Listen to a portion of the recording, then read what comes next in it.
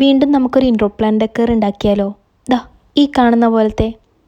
അപ്പം ഞാനതിന് ഈ ഒരു പാത്രം എടുത്തിട്ടുള്ളത്.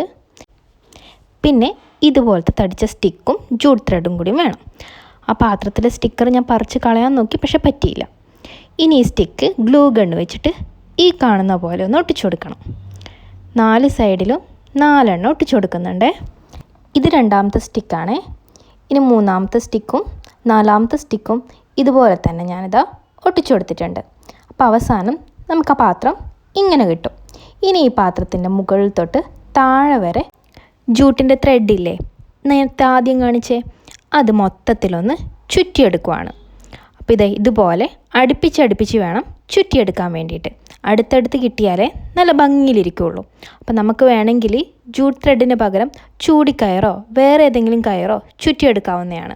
എൻ്റെ കയ്യിൽ ജൂട്ട് ത്രെഡ് കുറേ ഉള്ളത് കൊണ്ടാണ് ഞാൻ ഇത് തന്നെ ചുറ്റിയെടുത്തത്. ഇനി കുറച്ച് അലങ്കാരപ്പണികൾ കൂടിയാവാം.